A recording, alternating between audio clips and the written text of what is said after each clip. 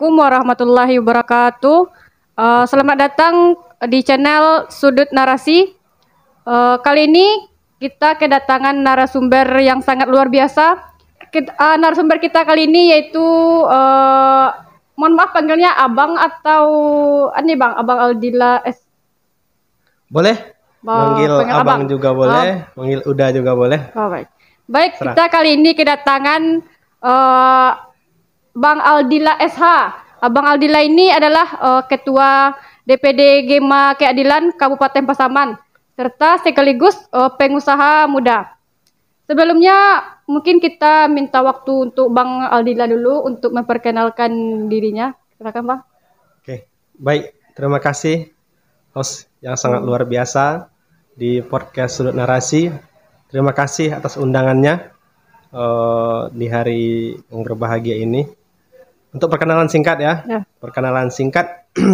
Kalau nama panjang Abang kan Aldila. Aldila, nama panggilannya Aldi. Bang Aldi. Ya. Kalau kampung di Pasaman. Pasaman. Tinggal sekarang domisili di Kota Padang. Kota Padang. Itu saja perkenalan singkatnya. Berarti sekarang orang Pasaman dan berdomisili di Kota Padang ya Bang. Jadi mungkin pertama kita bahas tentang pendidikan Bang. Mungkin bisa dijelaskan dulu Bang gimana riwayat pendidikannya mungkin gitu. Siap. Untuk perkenalan lebih awalnya mungkin. Kalau mulai dari SD ya? Boleh juga. Ya.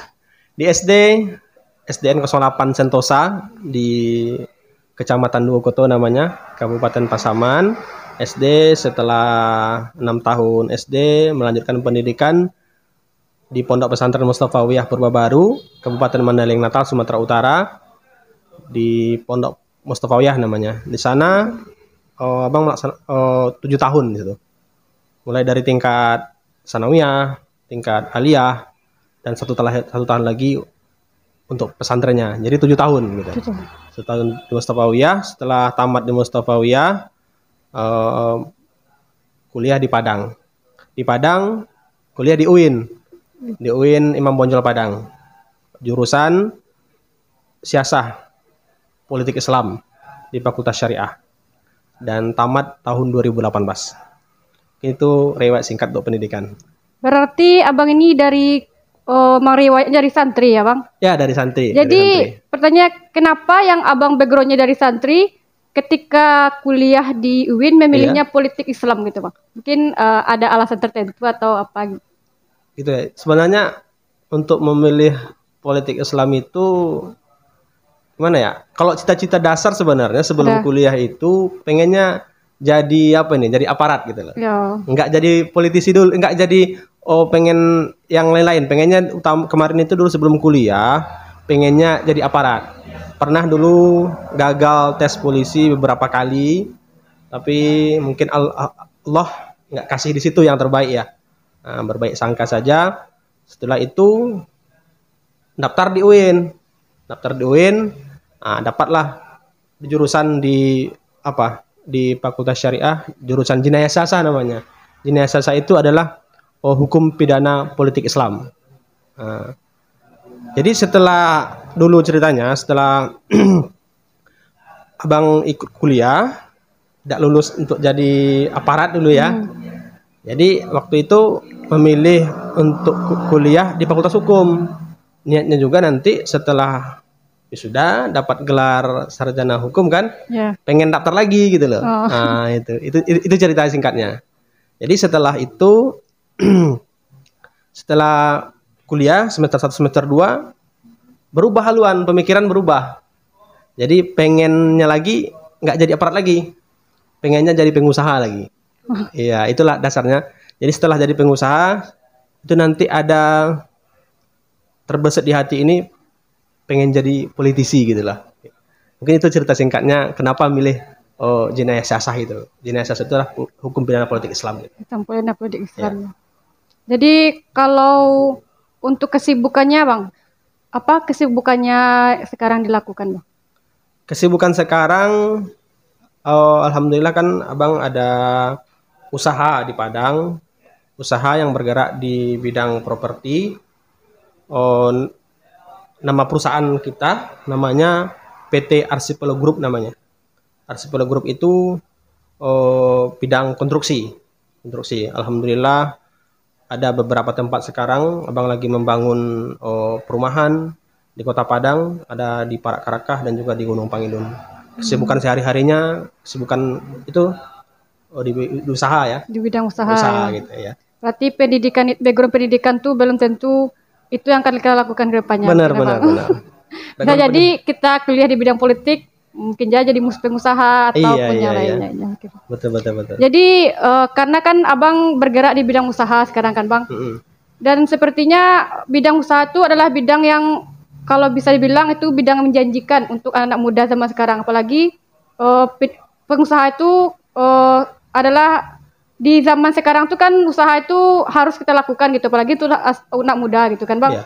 Mungkin ada motivasi dari abang agar anak-anak muda itu mau melakukan atau berani mencoba untuk melakukan hal baru seperti dalam bidang usaha gitu. Ya, jadi untuk menjadi wirausaha itu kan, sebenarnya kita perlu ada motivasi. Pertama, niat kita dulu. Niat kita untuk jadi pengusaha itu apa gitu. Nah, kalau kita jadi pengusaha, abang pikir kan kita bisa bermanfaat bagi orang banyak. Kita bisa membuka lapangan pekerjaan lebih luas, bisa membantu orang, bantu saudara kita, teman-teman terdekat kita, ya kan. Jadi itu pertama menurut abang motivasi kita untuk jadi pengusaha itu dulu. Nah, jadi kan kesuksesan itu dilihat bukan banyaknya harta ya, tapi kesuksesan itu dilihat berapa banyak orang yang sukses dengan perantaraan kita gitu. Nah, apa kata Nabi ya, hadis tuh ya, hadis kalau nggak salah, khairun nas anfa'uhum linnas, sebaik-baik bagi manusia itu adalah manusia yang bermanfaat bagi manusia lainnya. Itu. Jadi kalau kita menjadi pengusaha, kita buka lapangan pekerjaan, jadi bisa bermanfaat bagi orang-orang di sekeliling kita. Nah, menurut abang itu motivasi kita utama dulu. Apa motivasi kita untuk jadi pengusaha? Insya Allah kalau untuk jadi pengusaha itu sebenarnya nggak susah, gampang sebenarnya. Yang penting kita ada kemauan dulu, ada kemauan, ada tekad yang kuat. Nah, nanti jalannya itu akan Allah bukakan, gitu loh. Mungkin itu saja. Ya, terima kasih bang. Mungkin kalau untuk abang sendiri gitu, apa motivasi abang terjun dalam dunia usaha? Karena kan background pendidikannya kan dalam bidang politik gitu. Kalau untuk alasan abang sendiri terjun dalam dunia usaha apa gitu? Kalau abang alasannya dulu pertama kan waktu kuliah itu kan. Waktu kuliah di semester 2, semester 3 itu berubahlah haluan untuk cita-cita ke depan. Yang awalnya pengen jadi aparat, tiba-tiba waktu itu di kampus ada seminar. Seminar motivasi untuk kewirausahaan. Jadi abang ikut di situ.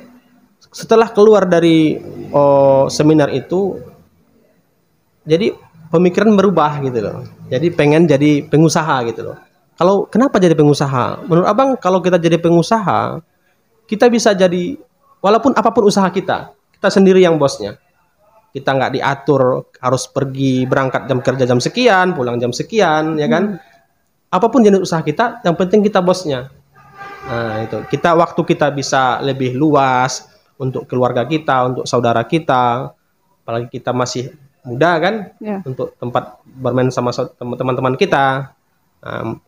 Itu yang pertama. Yang kedua adalah motivasinya kalau kita menjadi pengusaha, berwirausaha itu adalah bisa membuka lapangan kerja tadi, bisa bermanfaat untuk orang lain. Nah, sebenarnya motivasinya itu bagaimana supaya kita hidup di dunia ini adalah manfaat sebanyak-banyaknya bagi orang lain. Itu. Ya kalau kita berusaha tentu kita tidak ada yang mengatur kan bang. Kira-kira seperti kan, itu. Gak ada ngatur, kita bebas kita melakukan apa gitu kan. Kalau kita pengusaha gitu kita jadi bosnya. Iya, kita jadi bosnya. Apapun usaha kita, jual apapun kita yang bosnya. Kapan kita mau pulang, kapan kita berangkat kerja terserah kita. Penghasilan tergantung kita juga. Tergantung kita juga. Tergantung bagaimana usaha kita gitu. Kan. Gak ada yang ngatur, gak ada yang mau marahin. Benar. Oke, baiklah, itulah bincang-bincang kita sedikit tentang dengan Bang Aldila sebelum kita tutup video video kali ini, mungkin kita minta dulu beberapa kata motivasi kepada Bang Aldi, bagaimana ia menjadi seorang pengusaha yang sukses. Kepada Bang Aldi mungkin ada kata-kata motivasinya. Baik, terima kasih Sisri. Yang perlu Abang sampaikan untuk kita anak-anak muda, ini adalah usia muda, itu adalah usia yang produktif. Jangan kita sia-siakan di usia muda ini untuk berkreativitas. Apalagi di saat ini zamannya zaman modern kan, di era digital, apapun bisa kita akses, dimanapun kita bisa kita jangkau kan, di era digitalisasi saat ini. Motivasinya adalah kalau kita jadi pengen pengusaha, sebenarnya pengusaha itu sangatlah mudah sebenarnya. Kata kuncinya kita harus menjadi pengusaha yang takwa. Jadi motivasinya adalah menjadi pengusaha yang takwa, dan kita harus menjadi orang yang berguna bagi orang lain. Khairun nas anfa'uhum linnas, sebaik-baik manusia adalah manusia yang bermanfaat bagi manusia lainnya. Mungkin itu saja motivasi yang dapat Abang sampaikan. Terima kasih. Baik, terima kasih kepada Bang Aldi. Mungkin hanya itu sesi diskusi kita bersama Bang Aldila hari ini. Oleh karena itu, mari kita tutup diskusi kita kali ini. Sekian, terima kasih. Assalamualaikum warahmatullahi wabarakatuh. Baik, pada kesempatan kali ini kita masuk kepada segmen yang kedua. Padahal yang pertama tadi sudah kita diskusi bincang-bincang bersama, tentu harus ada follow up kelanjutannya gitu kan. Jadi sebelum kita melanjutkan, tentu secara profil tadi sudah disebutkan. Jadi saya memanggil narasumber siapa ini? Abang boleh? Abang. Kalau udah kan orang Padang. Gitu. Oh iya. Kalau di Pasaman itu biasa manggil abang. Udah juga ada. Tapi kalau daerah Rau sana ada yang Udo juga namanya. Oh, berarti Udo panggilannya. Tapi abang aja lah. Kalau di Periaman, kalau seorang kecil kepada besar itu Ajo. Ajo ya. Iya. Berarti yang lebih pendekatannya siapa, abang aja. Abang Aldi boleh. ya.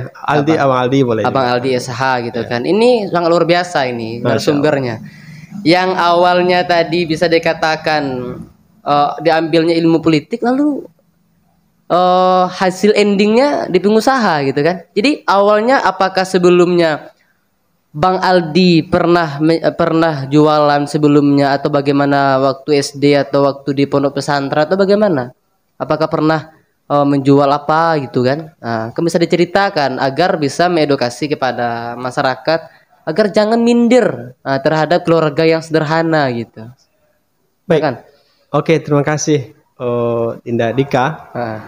Kalau awal kan, kalau pendidikan menurutnya adalah jurusan hukum pidana politik Islam. Jadi kenapa bisa berwirausaha? Gitu, iya, kan? Itu yang harus. Dan usahanya juga bidang properti. Properti itu seharusnya kan kita kuliahnya itu di teknik ya, sipil segala macamnya gitu kan. Tapi kok bisa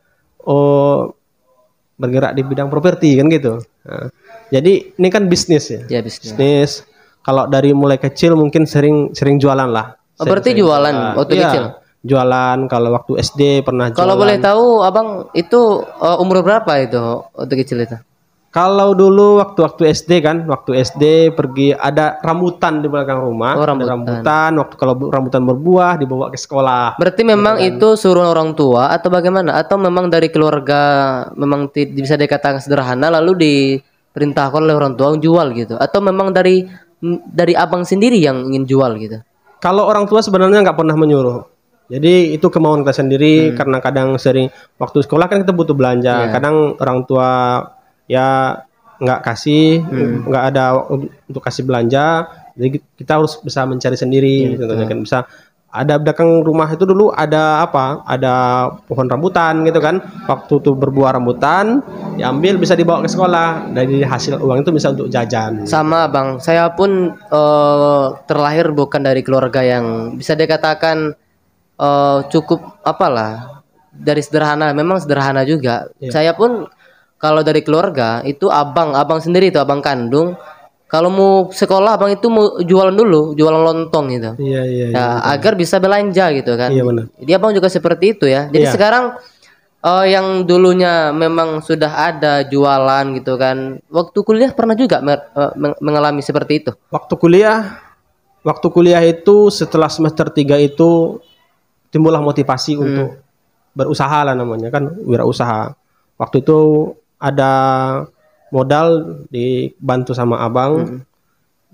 Waktu itu usaha pertama itu abang buka itu waktu jual pisang keju. Oh, jual Jual pisang keju pakai gerobak-gerobak tepi jalan. Oh, berarti gerobak di tepi jalan. Sudah pisang keju, tukar lagi sama gorengan. Jual gorengan itu berjalan sampai semester 6 itu.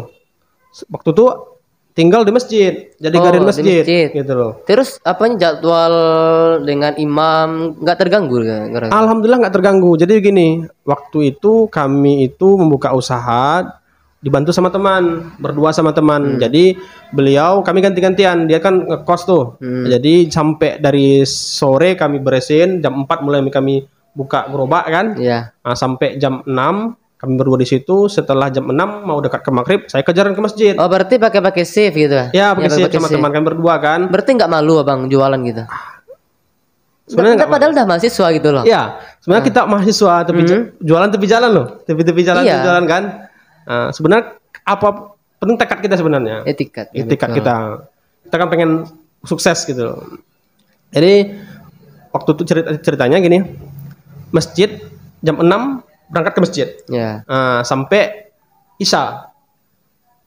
Kan ngajar ngaji tuh. Setelah ngajar ngaji, sholat maghrib, kita ya. juga ngajar ngaji sampai Isya.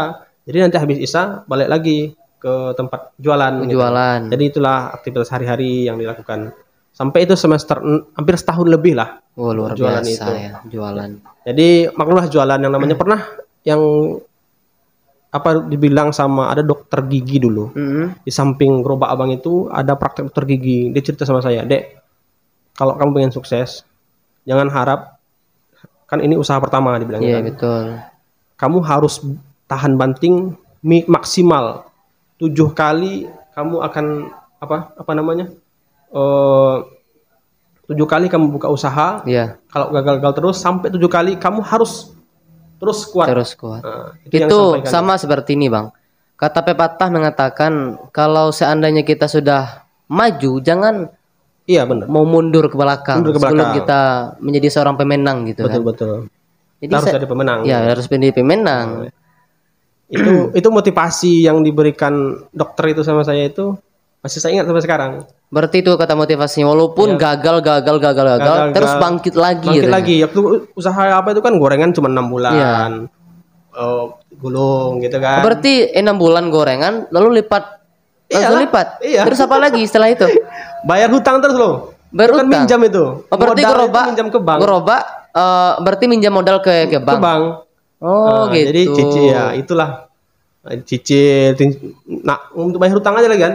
Habis itu coba lagi. Apa lagi setelah itu? Gorengan. Gorengan juga, masih gorengan. Tapi gorengannya tahu hot itu nggak salah, tahu hot Bandung. Oh gitu. Itu cuma 6 bulan juga. Setelah itu vakum lagi. Udah itu kan selesaiin kuliah lah. Kalau kuliah ya termasuk lama lah. Dari tahun 2012 wisudanya 2018. 2018 berapa tahun itu? Kira 6 tahunan lah. Berarti nggak apa-apa, Bang. Karena kata orang kalau tamat itu bukan di waktu yang cepat gitu kan. Tapi tamat itu di waktu yang tepat. Ya. Ya, benar pas. Ya. Berarti sangat luar biasa sekali Abang Aldi kita ini kan. Walaupun tidak ada kata malu, Bang ya. Walaupun sukses itu. Kalau sukses itu nggak ada kata malu. Kalau cacian maki dari teman ada nggak, Bang? Lo kenapa nih gitu kan? Cacian sebenarnya nggak, tapi untuk cemoohan ada sih. Ada cemooh. Bentuk apa tuh, Bang, cemooh ke Abang ini? Soalnya kita mahasiswa. Iya, betul. Mahasiswa waktu itu kan ya umum lah, mahasiswa gaya-gayaan untuk teman-teman ya kan. Iya, betul. Tapi waktu itu makanya waktu muda itu kita harus pergunakan dengan sebaik mungkin kan gitu. Itu kalau cemoohan, cacian dari teman-teman itu kita jadikan aja sebagai motivasi gitu. Iya, betul.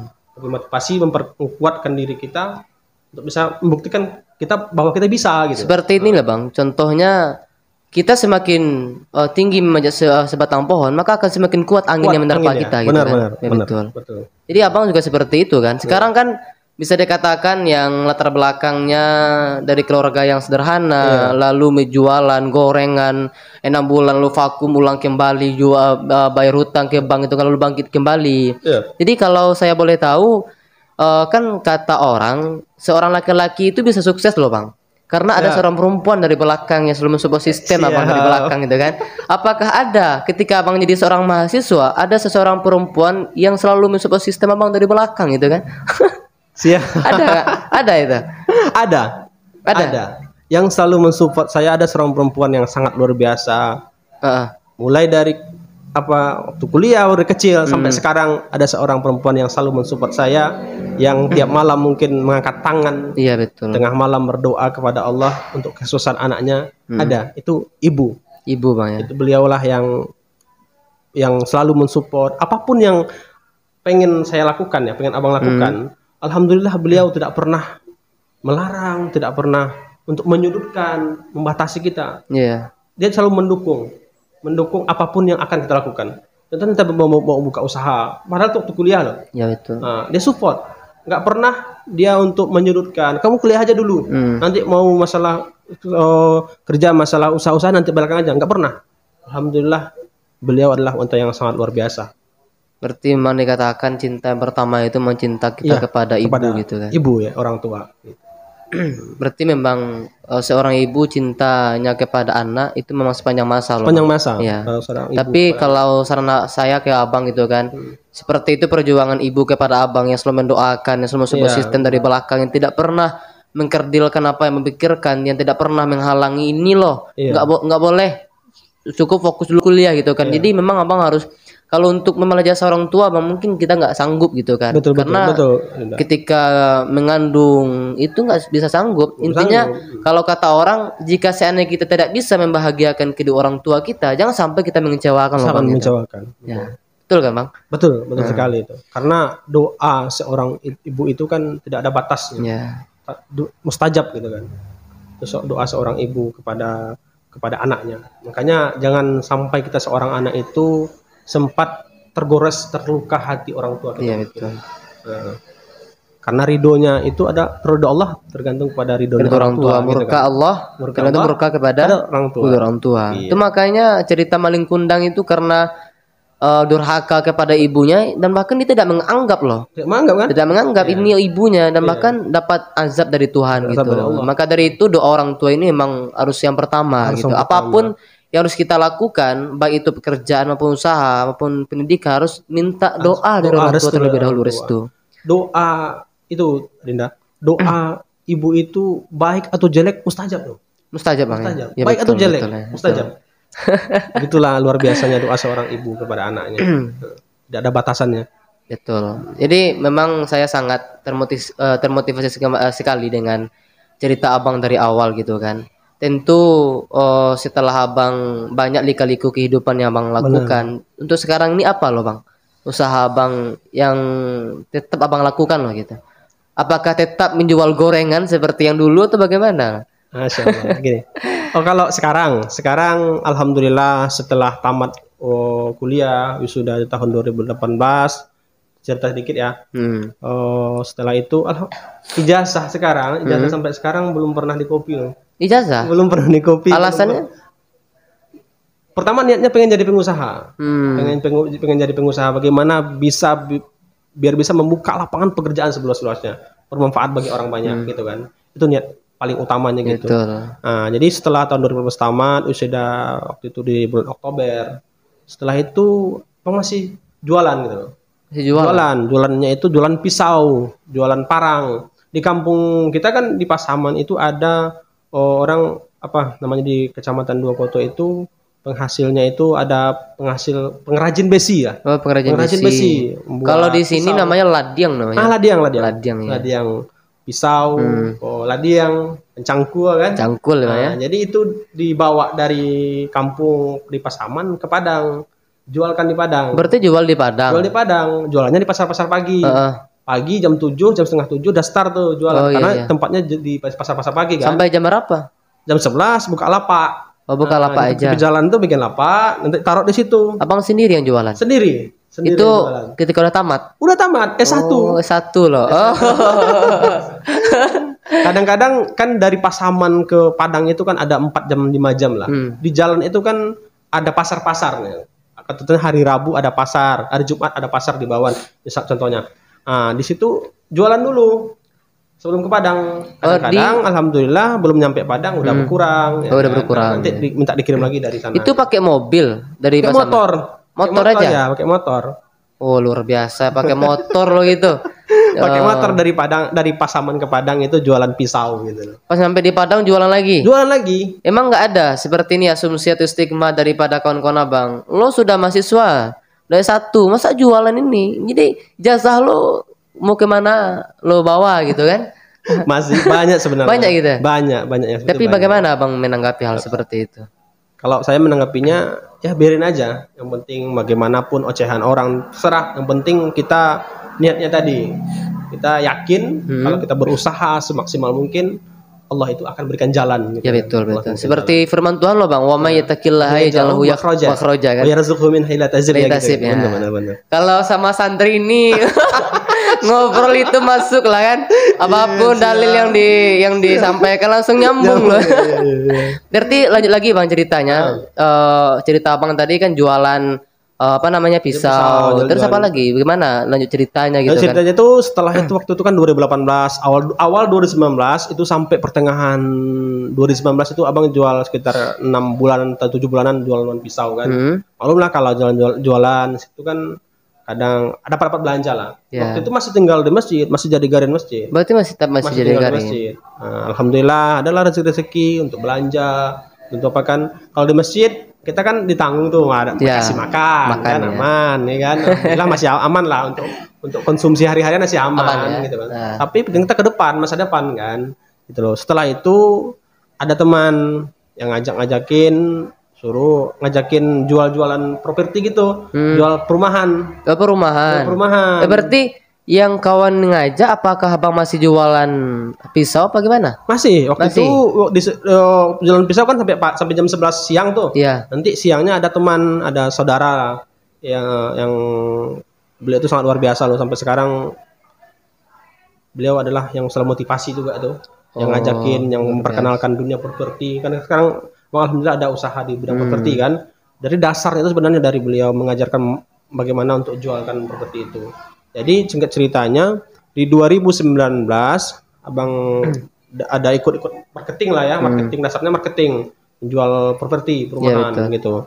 Alhamdulillah ada rezeki di situ. 2019 bulan November, Agustus waktu itu bang beranikan diri untuk apa? Mana nggak ada uang sebenarnya. Terus? Pertama motivasinya gini ya. Pertama waktu kuliah itu sebenarnya pengen sekali ke Tanah Suci. Ya, pengen umroh. Tapi uang nggak ada. Tapi pernah ingat kalau kita kan mau berobat nih, kita sakit mau berobat ke dokter ya kan. Kalau kita nggak daftar dulu kan kita nggak dipanggil. Ya betul. Saya berpikir gitu, ya Allah, ini ada uang saja dikit nih. Coba deh saya daftar dulu gitu loh. Saya daftar dulu waktu itu, mudah-mudahan nanti dipanggil Allah cukupkan uangnya gitu kan. Alhamdulillah di bulan Agustus waktu itu Allah ada kasih rezeki dikit, mau coba daftar umroh. Ini iseng-isengan sebenarnya. Yo, iseng berhadiah. Daftar umroh untuk DP aja baru. Nah, tapi alhamdulillah sebulan 2 bulan itu Allah kasih rezekinya. Sampai bisa terdaftar abang umroh berangkat umroh tanggal 11 November tahun 2019. 2019. Tahun 2019 sebelum Covid gitu. Sebelum Covid alhamdulillah Allah kasih tiket untuk berangkat ke Tanah Suci waktu itu untuk umroh. Luar biasa bang ya. Ada uang itu, ini kan ada uang nih. Abang pikir gini, sebenarnya bisa kan untuk jadi modal nih, jadi modal untuk usaha. Tapi mikir, mending deh ke Tanah Suci dulu lah, minta ke Allah. Bagaimana nanti di situ kan doa itu sangat mustajab kan? Iya betul. Minta ke Allah, mudah-mudahan Allah bukakan jalan rezeki untuk bagaimana mencapai cita-cita. Kita usaha tadi kan, untuk menjadi pengusaha tadi gitu. Itulah tahun 2019 di tanggal 11 waktu itu abang berangkat ke Tanah Suci. Setelah dan doa di sana itu satu persatu abang jabarkan doa permintaannya. Di Mekah itu kan di Tanah Suci itu ada tempat-tempat yang mustajab untuk berdoa. Tentunya di Multazam itu antara pintu Ka'bah dengan Hajar Aswad itu kan Kita berdoa, ya Allah, saya balik ke Indonesia lagi, balik ke Iya. tanah air, nggak ada uang lagi. Tapi saya pengen jadi pengusaha, ya Allah. Bagaimana pengen usahanya seperti ini, ya Allah. Ini. Abang bilang gitu, saya bilang kayak gitu loh. Alhamdulillah setelah balik ke Indonesia, Indonesia, balik ke kampung di bulan Januari, kan dari November ke Januari itu Allah kasihlah usaha. Iya, iya. Usahanya itu berbentuk usaha properti. Properti Usaha ya. properti.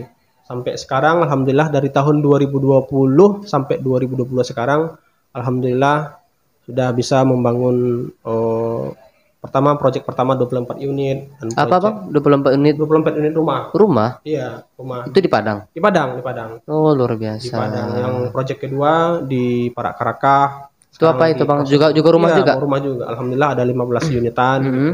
15 unit. Nah, sekarang nih lagi progres juga ini insyaallah doanya. Ya, apa tuh Bang? Semoga dilancarkan untuk perumahan juga Di Gunung Pangilun. Oh, di Gunung Pengelun. Pangilun. Dekat mana itu? Dia dari belakang Ibnu Sina ke belakang. Oh, Ibnu Sina belakang. Ya, di Banda Gadang namanya. Insyaallah itu akan kita bangun 24 unitan. Luar biasa. Jadi itu cerita singkatnya. Jadi untuk kegiatan sekarang itulah untuk usaha kan. Usaha di bidang properti, pengembang perumahan gitu. Mudah-mudahan selalu istiqomah Bang, konsisten. Saya sangat terharu. Amin, insyaallah. Sangat terharu loh Bang dengan cerita Abang tadi dari awal. Padahal ini ada uang loh nih kan, Iya. tapi nggak dipakai untuk modal usaha, tapi dipakai untuk umroh gitu. Memang sesuai dengan yang dilakukan oleh Rasulullah. Rasulullah ketika ada masalah, ketika ada satu urusan yang sangat tidak bisa untuk mencari solusinya, memang badaro ila sholah gitu kan. Badaro ila sholah. Nah, memang pengadunya memang kepada Tuhan Kepada gitu. Allah. Memang kepada Allah. Ini memang salah satu saya sangat sebenarnya kalau saya mau menangis nangis loh Bang. Insyaallah. Dengan serius. Tapi karena saya laki-laki kita kuat kan. Iya. Tapi nggak saya keluarkan loh gitu. Tapi saya sangat termotivasi sekali dengan cerita Abang. Ya, Bang.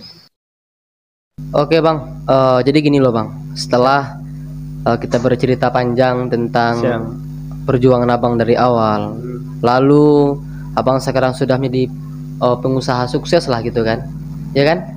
Pengusaha sukses tentu adalah kata orang sukses itu bisa membawa orang lain untuk bisa juga seperti dirinya gitu loh. Khairun nas mayanfa'ulin nas gitu kan. Sebaik-baik manusia itu memang menebarkan manfaat terhadap manusia yang lain. Tentu saya juga bertanya, lapangan kerja yang Bang buka sudah berapa loh yang sudah membuka untuk masyarakat atau untuk pemuda-pemudi gitu. Silahkan Bang. Baik, terima kasih. Begini, sebenarnya kalau dibilang sukses, belum sukses lah. Masih belajar lah. Masih belajar. Alhamdulillah dari tahun 2020 sampai saat ini Allah beri usaha ya, alhamdulillah kita sudah bisa membuka lapangan pekerjaan lah untuk bisa saudara-saudara kita atau teman-teman yang bisa mau kerja kan. Alhamdulillah sampai saat ini kita sudah bisa mempekerjakan sekitar 40 sampai 50 Itu yang 40 sampai 50 itu tahun berapa? Tahun 2020. Kalau di tahun 2020 itu sekitar sampai 50 orang. Tapi alhamdulillah sampai sekarang sekitar yang kita kan berproject ya, project sampai sekarang sekitar 30-an lah. 30 orang. Berarti kalau ditotalkan dari tahun 2020 sampai 2022 berapa? Sekitar 60 atau 70-an lah. Berarti memang Bang Aldi ini juga membantu pemerintah agar memberantas kemiskinan loh gitu. Siap, ya kan? Ya. Seperti itu. Kita sebagai wirausaha itu kan membantu pemerintah juga. Meringankan beban pemerintah untuk membuka lapangan pekerjaan seluas-luasnya gitu. Memang sangat membantu sekali. Memang hal seperti ini loh Bang harus konsisten dan menebarkan manfaat terhadap masyarakat, terhadap pemuda-pemudi yang memang membutuhkan, yang memang mencari pekerjaan loh gitu. Sekarang ini banyak orang mengatakan ketika kita sudah tamat kuliah, lalu kebanyakannya pengangguran loh gitu. Dengan hadirnya pengusaha sukses yang bisa dikatakan pengusaha muda yang sukses, dan sekarang pun masih sendiri loh gitu. Ya kan?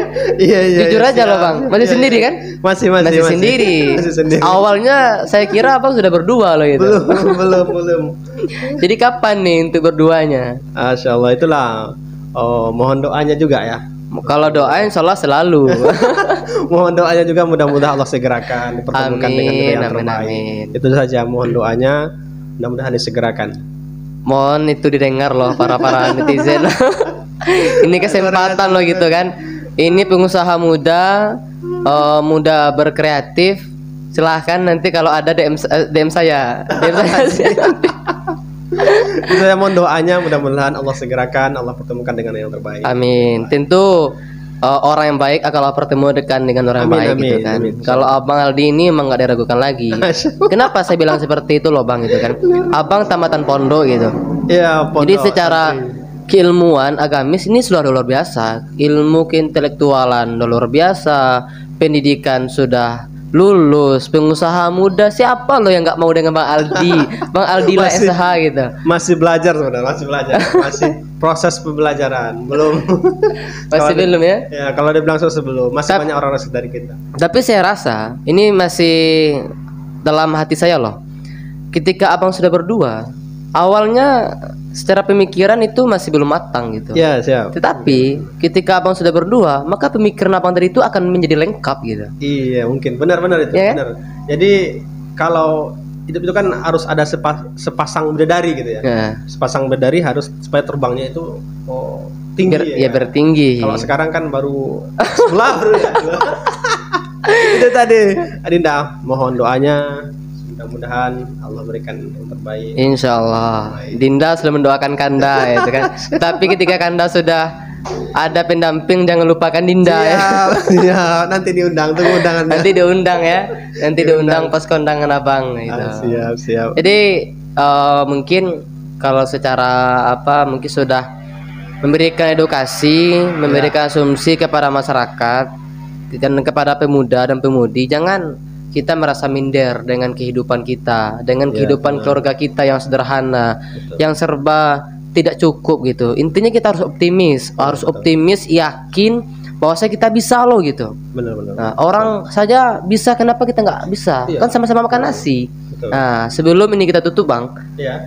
Maka dari itu adalah seperti wejangan kata-kata motivasi dari Abang agar pemudi agar tidak kehilangan arah gitu kan. Sekarang ini kebanyakan kehilangan arah, tidak buram masa depannya gitu kan, karena tidak ada yang memotivasi. Memang Ya. ini hadirnya loh Bang, narasi ini hadir agar memberikan motivasi kepada pemuda-pemudi gitu loh. Benar, benar. Nah, jadi silahkan Abang diberikan kata motivasi kepada para pemuda dan mahasiswa dan mahasiswi gitu.